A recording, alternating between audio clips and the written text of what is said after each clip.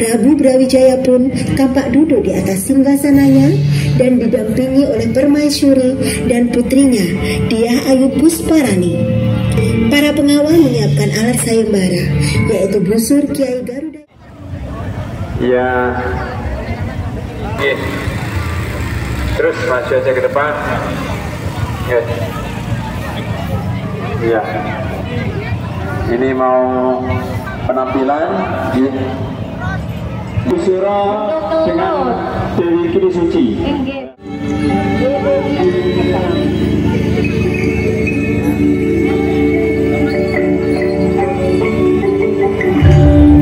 Alkisah, di daerah Jawa Timur ada seorang raja bernama Raja Brawijaya yang bertahta di kerajaan Majapahit.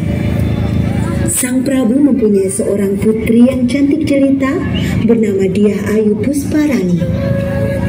Sang putri memiliki keindahan tubuh yang cantik jelita dan sangat mempesona. Kulitnya lembut bagai sutra dan wajahnya elok berseri bagaikan bulan purnama. Sudah banyak pemuda dan pangeran yang datang untuk meminang sang putri. Namun sang putri selalu menolak. Di sisi lain, Prabu Brawijaya tidak ingin menolak pinangan tersebut secara langsung karena takut mereka akan menyerang kerajaannya.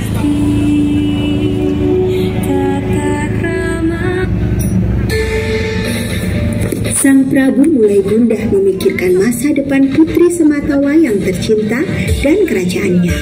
Sang Prabu ingin sekali melihat putrinya menikah dengan lelaki yang tepat. Wonten punapa, Kang Mas? Dyah Ayu putriku, mengapa engkau selalu menolak setiap pinangan pemuda? Ampuni aku, ayahandaku. Sesungguhnya Ananda belum berkeinginan untuk menikah. Ketahuilah putriku, ayahanda sedang memikirkan masa depanmu dan juga kerajaan ini. Jika kau tak menikah, lalu siapa yang akan menjadi penerusku kelak? Sang putri tetap tertunduk dengan perasaan bingung. Lalu ia pergi meninggalkan sang Prabu. Sang Prabu yang sendirian kini hanya termenung memikirkan bagaimana agar putri kesayangannya itu bersedia menikah dengan lelaki yang tepat. Sampai pada suatu hari, saat sang Prabu sedang meditasi, ia mendapat petunjuk agar putrinya segera menikah. Maka pada suatu malam, saat putrinya sedang duduk di taman bersama dayang-dayang istana, Prabu Brawijaya mengajak putrinya untuk berbicara empat mata. Wahai putriku tercinta, ayahanda tahu engkau menginginkan suami yang hebat, sakti mandaguna, serta tampan gagah perkasa. Ayahanda memiliki ide. Ide apakah itu, ayahanda? Akan diadakan sayembara, yaitu bagi siapa saja laki-laki yang bisa merentangkan busur Kiai Garuda Yaksa, kemudian mengangkat gong Kiai Sekar Delima, maka dialah orang yang berhak mempersunting dirimu, wahai putriku.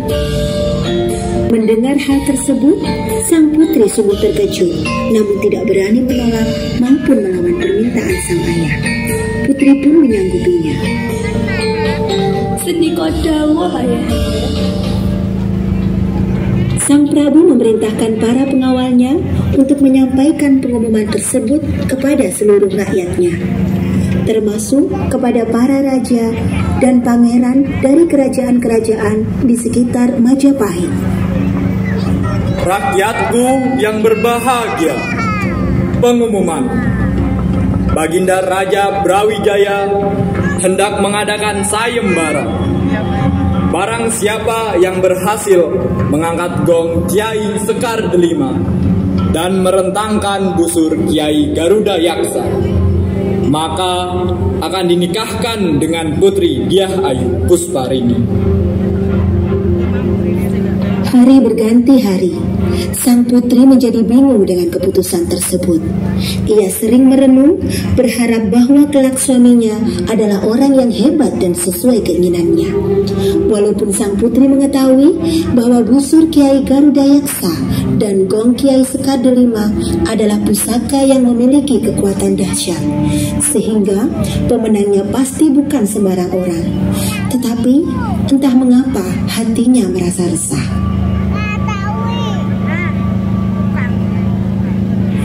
Akhirnya, tibalah pada hari yang telah ditentukan. Para peserta dari seluruh penjuru berbagai negeri telah berkumpul di alun-alun istana kerajaan. Prabu Brawijaya pun tampak duduk di atas singgasananya dan didampingi oleh permaisuri dan putrinya, Dyah Ayu Pusparani. Para pengawal menyiapkan alat sayembara, yaitu busur Kiai Garudayaksa dan gong Kiai Sekar Delima. Prabu Brawijaya segera memukul gong pertanda acara dimulai. Satu persatu peserta sayembara mengeluarkan seluruh kesaktiannya untuk merentang busur dan mengangkat gong tersebut. Namun, tak seorang pun yang berhasil.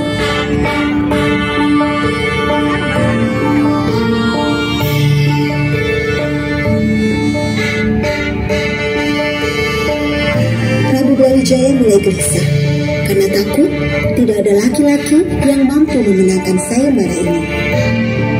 Ketika Prabu Brawijaya akan memukul gong untuk menandakan sayembara telah usai, tiba-tiba dari kejauhan terlihat seorang pemuda berkepala lembu hendak mengadu keberuntungan. Dia mendekat dan berkata kepada sang Prabu, "Ampun Gusti Prabu, apakah hamba diperkenankan mengikuti sayembara ini?" Hei pemuda aneh, siapa namamu? Saya biasa dipanggil Lembu Suro, Gusti Prabu. Prabu Brawijaya seakan meremehkan dan yakin bahwa Lembu Suro tidak akan mampu memenangkan sayembara ini. Sang Prabu beranggapan bahwa pemuda itu tidak akan mampu merentang busur sakti dan mengangkat gong besar itu. Ia pun mengizinkannya mengikuti sayembara itu sebagai peserta terakhir. Sang putri Dyah Ayu Pusparani, ia terlihat cemas karena ia tidak ingin bersuamikan manusia berkepala lembu.